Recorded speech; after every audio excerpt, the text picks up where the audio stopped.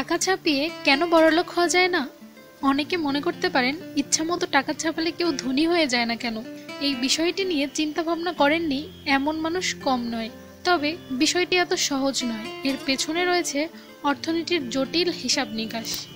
বিষয়টি জানতে হলে আপনাকে ভিডিওটি শুরু থেকে শেষ পর্যন্ত দেখতে হবে। চলুন তাহলে জেনে নেই মানুষ কেন টাকা ছাপিয়ে বড়লোক হতে পারে না। ধরুন, গরিব একটি দেশ ইচ্ছামতো টাকা ছাপিয়ে বিশাল সেতু নির্মাণ, বৈদেশিক ঋণ পরিশোধ ও অন্যান্য উন্নয়ন কাজ করে দেশের চেহারা পাল্টে ফেলল। এতে কোনো সমস্যা আছে কি? এই প্রশ্নের উত্তরে বাস্তব উদাহরণ হলো জিম্বাবুয়ে। বর্তমানে সে দেশটিতে 1 কেজি চাল কিনতে হলেও বস্তা ভরা টাকা নিয়ে যেতে হয়। কিন্তু কেন এই পরিস্থিতি হলো? জিম্বাবুয়ের অর্থনৈতিক অবস্থা ভালো নয় বহু বছর ধরে, এটা আমরা জানি। তবে চূড়ান্তভাবে তা খারাপ হয়ে যায় 2008 সাল থেকে।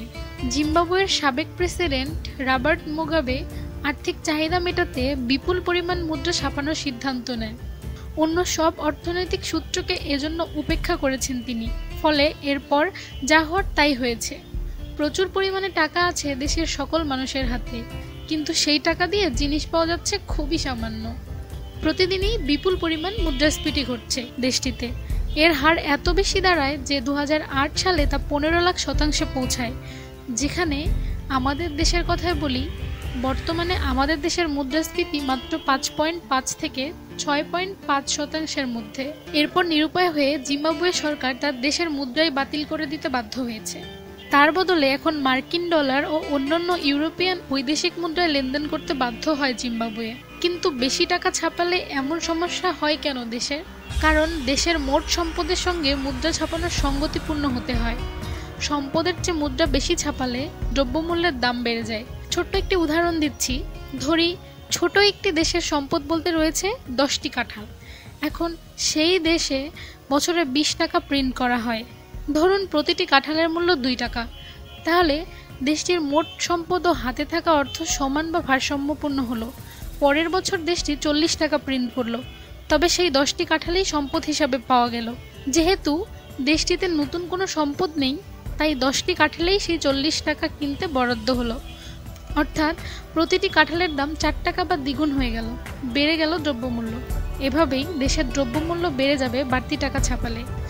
এক্ষেত্রে যদিও 20 টাকা ছাপালেই দ্রব্যমূল্য একই থাকতো, বাড়তি টাকা ছাপালে মানুষের ক্রয় ক্ষমতা কমে যায়, টাকার দামও কমে যায়।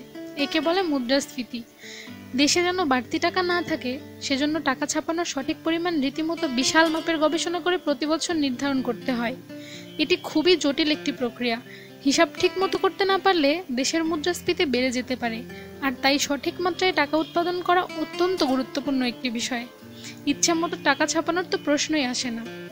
তো বন্ধুরা, আমার মনে হয় আপনারা এখন বুঝতে পেরেছেন যে কেন মানুষ টাকা ছাপিয়ে বেশি বড়লোক হয়ে যেতে পারে না। বন্ধুরা, ভিডিওটি ভালো লাগলে লাইক, কমেন্ট, শেয়ার করতে ভুলবেন না। আমাদের নতুন নতুন ভিডিও পেতে আমাদের চ্যানেলটিকে সাবস্ক্রাইব করে বেল আইকনটিতে ক্লিক করতে ভুলবেন না কিন্তু।